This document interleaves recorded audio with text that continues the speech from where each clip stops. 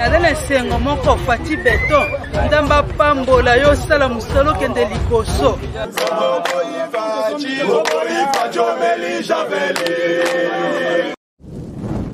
Soi-disant, hein. Bon, naza licencié, naza docteur en droit, naza docteur en économie, naza gradué. Mais bazo yiba, bazo détourné, soni.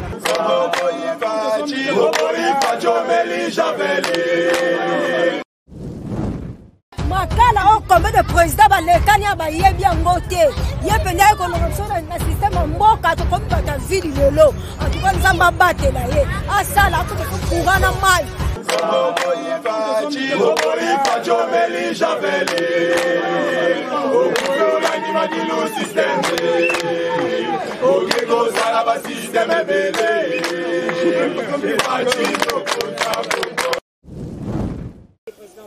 Bon, tu maman journaliste. Bonne santé.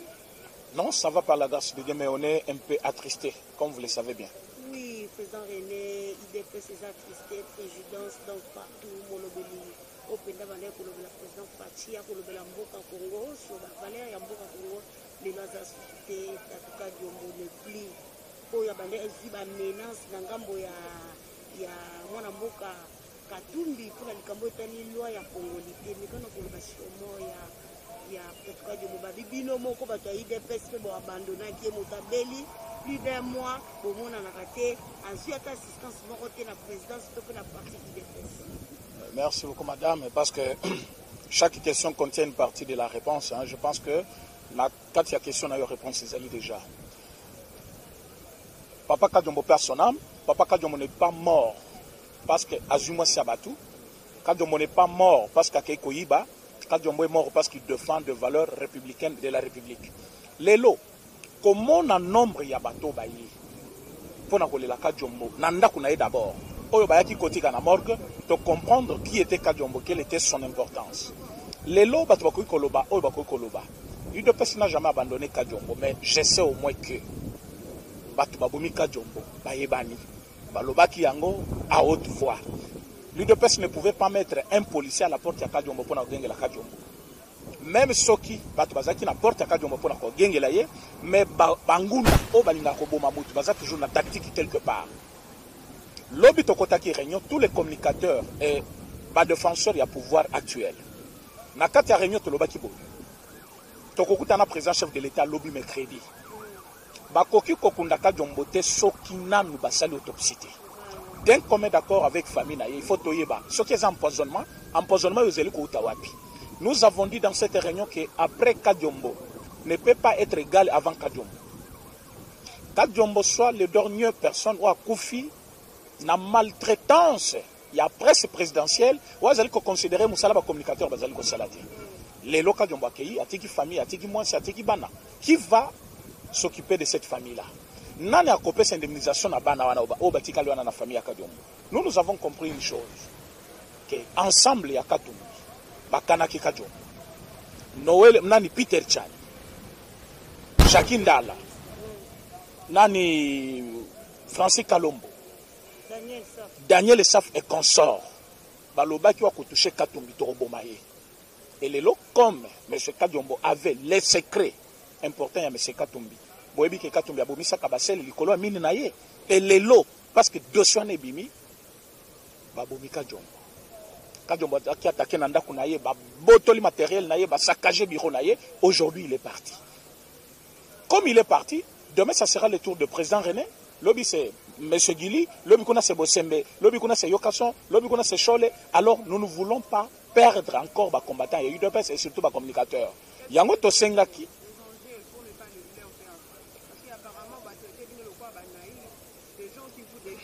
contrairement au régime passé, on voyait bel et bien que si quelqu'un, même jeunesse, a fait PPRD, touché Bango, leurs autorités réagissaient facilement et précocement. C'est différent des vous, Président René. Merci beaucoup parce qu'on répond à la place Nangaï. Mais qu'on traiter pouvoir nabiso comme pouvoir naïf, je ne peux pas tolérer. Ce n'est pas un pouvoir naïf, mais c'est parce que le chef de l'État travaille avec les gens qui ne veulent pas qu'autour de lui, qu'il y ait des gens. Moutoko Kokufa, la mort est naturelle. Toko Kolobaka Kadiombo a Koufi parce que Bondisa qui était. Mais en quelque sorte, tout le monde a une menace avant Liwanaï. Mais presse présidentielle bazali kocha kale trop pour que ba communicateur tout bazali na kati ya présidence te ba accéder par président. Je vais vous dire un secret. Na présidence nous avons plus de 70 personnes au bazali na kati ya presse présidentielle. Dites-moi 70 personnes dans la basala kanini au bazana cellule de presse et chef de l'État. Soit que matanga na yebo na matanga cardinal bazana soki 30. Soit zongi soit na biso montant bachaka na poche yomoko olela. Kaka ndenge ba yebo yao.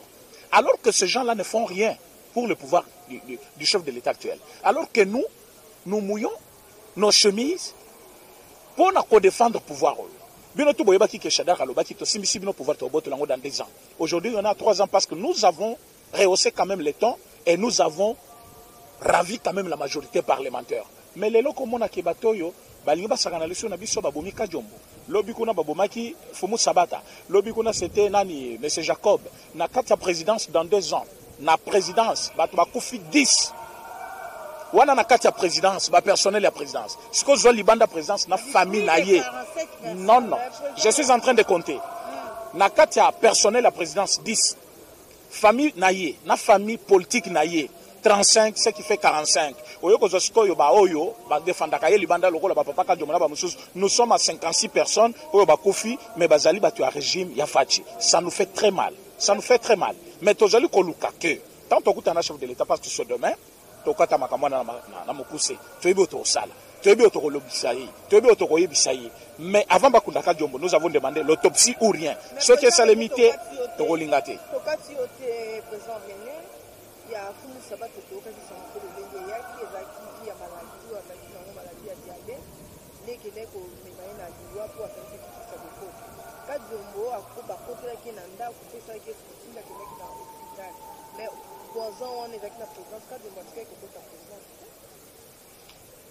na bino ba panzi sango tozali ko yebisa bino ba mama journaliste boye ba lelo ke vi ya mutu eleki mbongo poison mingi ezali kotambola bazali kopesa ngo mbingi na ba journaliste lelo micro nyonso ezali ya kobeba et comme même pour pesa moto interview ezali kosala mabe parce que pourquoi parce que tozali komona ke mingi bazali koboma bato bazali ba journaliste je n'accuse personne mais selon l'enquête ezali kosala sur le terrain on trouve que mingi ezali empoisonnement par micro respiratoire mais aussi ezali par nani ba climatisation na bandaku on a compris qu'il y a trop de choses Fumu Sabata ce que lobi lelo kofi pona diabète moi je ne crois pas.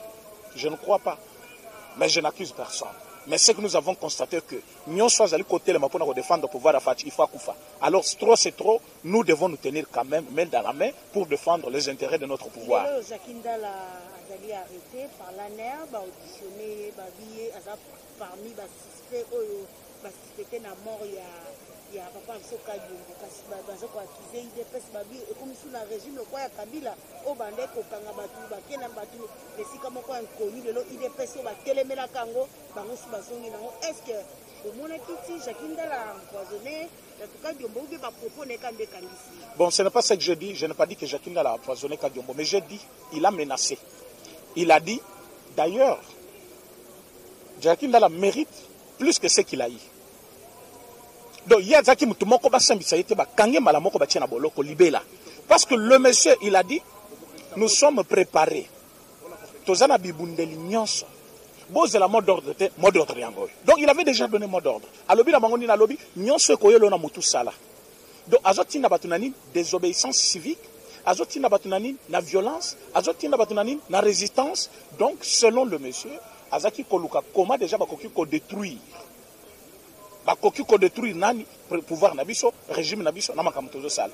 Moi je vous pose la question malgré beaucoup répondre ngaité. Donc le pays du monde mutako côté les malobi chef nabino wana azel le côté pour nabiso. D'ailleurs bo mona otozo sala isiko. Quelqu'un menace le chef de l'État, le président chef de l'État publiquement. Problème est sacré zawana te mutazali ko menacer chef de l'État publiquement, il mérite quand même l'arrestation. Ce monsieur là, Mutubazali ko benga Jakindala.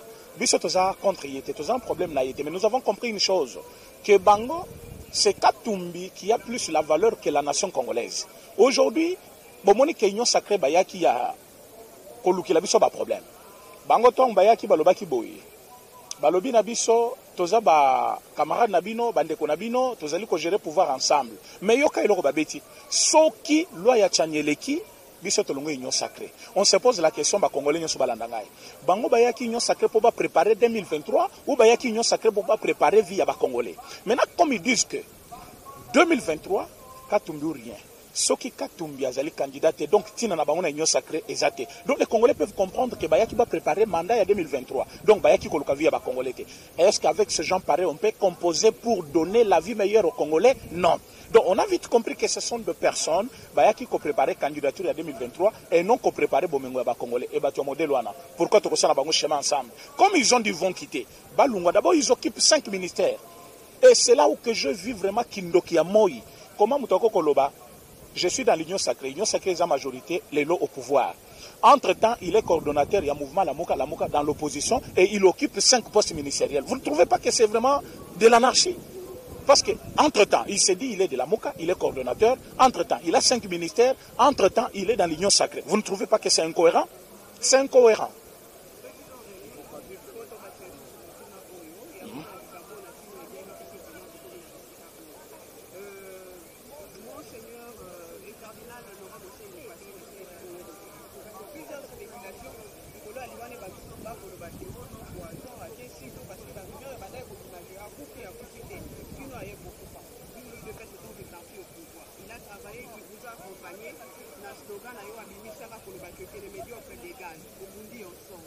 Quels sont des enjeux pour vous placer pour que bateau va soutenir Bino pouvoir na Bino basika kokende le quoi bateau?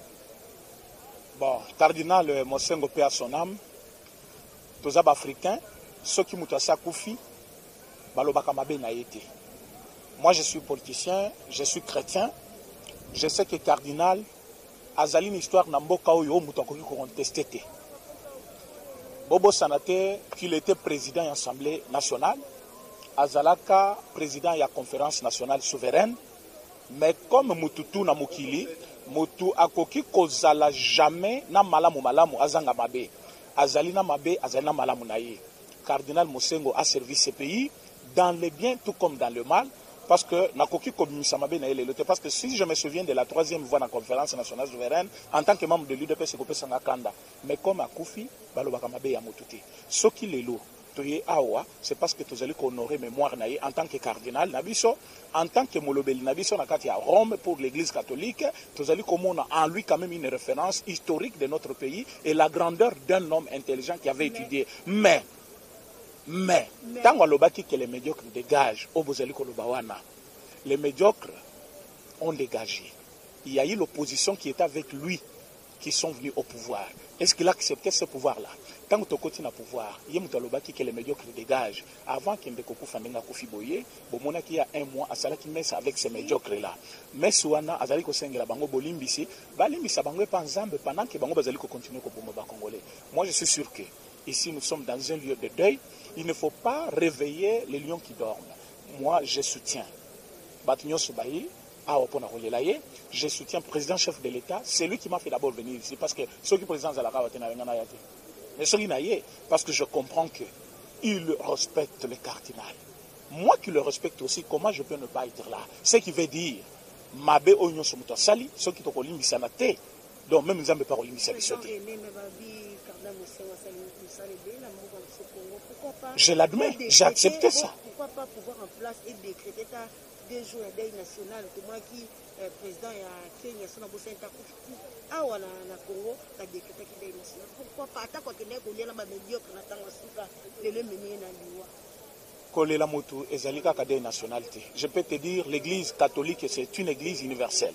Aujourd'hui partout dans toutes les provinces il y a Congo, bazali kolela cardinal Mosengo. Et matanga monseigneur il y a un cardinal et ça les 3 jours. Deuil national les akaka soki ba kitisi ba drapeau te boye ba ke toza pe na état de siège. Cardinal Mosengo ba lié 3 jours. Kobanda dimanche, lundi, lelo, tozali mardi, bazali kolela cardinal Mosengo et boye ba ke gouvernement a tché moyen en jeu. Pona komema ebembe na ye, koya nangwa beaucoup nami. Onyo s'bozali comme organisation, c'est le gouvernement. Raison pour laquelle Kolobake non, ton oreille était ton oreille, c'est parce que le président chef de l'État, Bomonaï. Bomoni biso to benga ki bango jour ya investiture na biso. Bazo investiture président chef de l'État. To tindi konvonani invitation, ba déclina ki balobi, l'invitation n'est pas une convocation. Mes chers amis, boyebi makamboute. So ki biso lelo tolingi tozong samabe na mabe, tokoki kozala wate. Mais ce qui c'est parce que Tobosani, Tolimbisi et Topessi Lukum, pour que Lukum est la garde républicaine des bazar partout. Tala Batunde Bazali, Tala sécurité au chef de l'État pour que Akundamana honneur. Bota la même place Babomaki à Saint-Joseph. Président René, tout qui est dans ma Nathalie Matata Pony, tout le monde Matata Pony, Bakangaki, Sali Bamapé, après Nassima, avec Makasi, Matata Pony, à cette histoire, le Binding Azala, Lenga Lekina Bissi, quand on est sur la partie, dans ma cour, Albi, Azali empoisonné, et si qu'on y a Kenaki, pour auditionner, l'invité. Jusqu'à quand Batouana Bako Sakanana Batou. Bangonde bat spécialiste en empoisonnement, Yakoboma. Matata Pony ne peut pas se plaindre d'empoisonnement.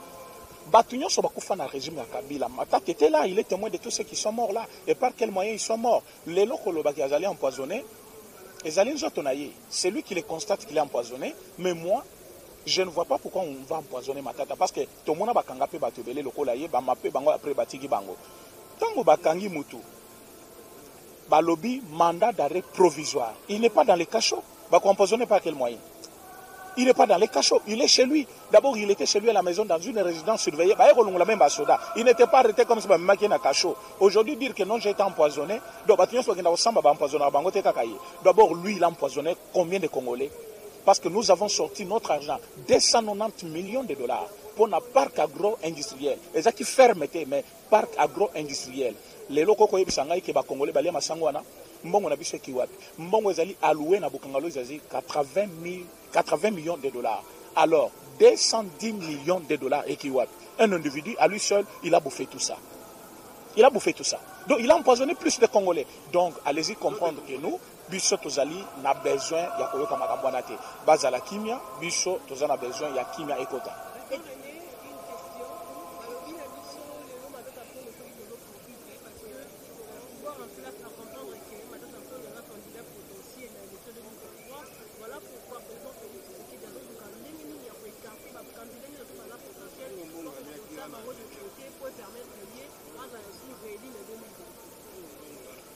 Merci beaucoup. Depuis la création de notre parti UDPS, Tozali, l'unique parti qui Koluka, élection c'est nous.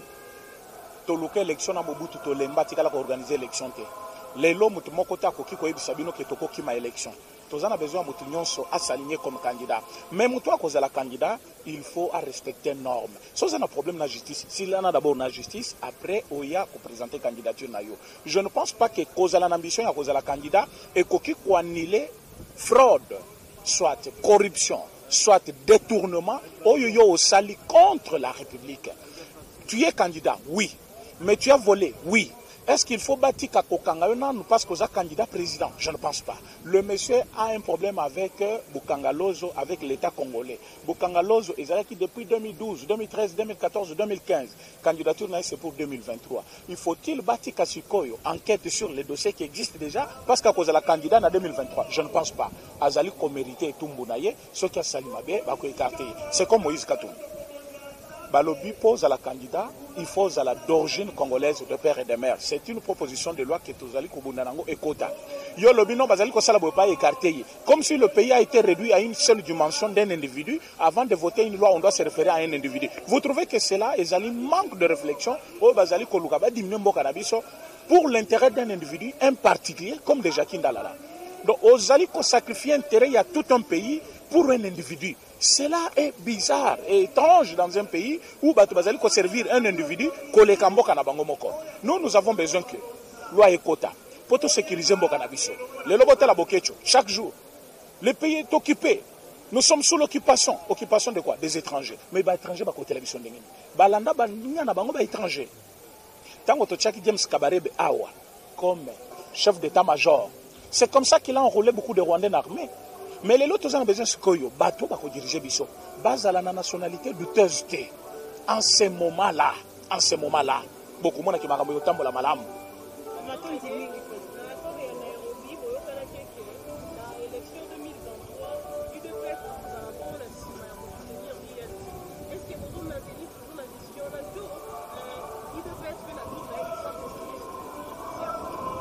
L'accord de Nairobi n'existe plus.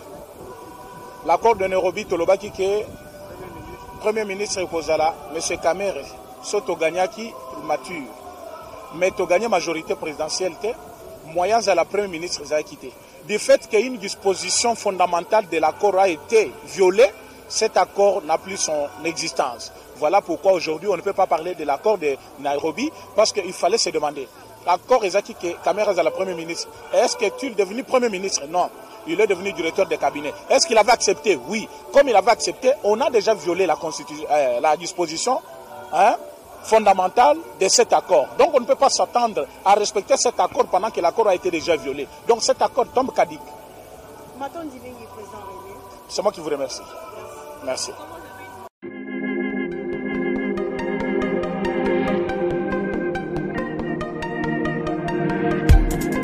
Après 25 ans d'expérience, eh oui, de 1995 jusqu'à ce jour, Elton Store, l'unique shop congolais de Londres, la Grande-Bretagne, il est Londres, et ça lui cause la fierté à la communauté Nabiso, et surtout, il y a un homme d'affaires congolais sérieux dans la diaspora. Oh yes. C'est créé Elton Store et Zali Kakamoko, le sérieux, à quel na service qui toque na client naïe. Avec ma produit naïe, où il y a première classe, il y a qualité supérieure. Oh, il y a ma bombe à Elton Store. Oh yes, mon climat bimbe yeba. Ma maman à Londres va confirmer. Elton Store, c'est le perso de produits cosmétiques. Il y a solo produits originaux. Et yes, les alipes perso, il y a produits alimentaires, naturels et organiques. Au travers de nos produits cosmétiques, Elton Store détient le secret. Secret ya solo, où ya poso ya maman moi c'est qui toko. Poso ya moi so penza basali kolula, poso ya moi so mobala kotala ya lembate. Poso so ko tamboli masanga sima. Eh oui, yango ne ba produire zo te kama na kati Elton Store. Na ba produit alimentaire, où ya Elton Store, yango de secret ya cuisine ya maman congolaise. Eh oui, nyonso ko se pensa mobali na yo ezali.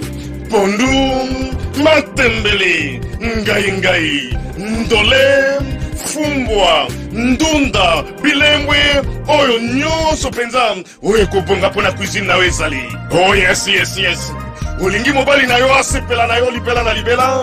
Olingi mobali na yo atala kayo lokola mwasi azali kolula sika. Oh yes. Olingi mobali na sisa biloko nyonso tiela kaye na mesa. Secret zali kaka moko. Elton Store.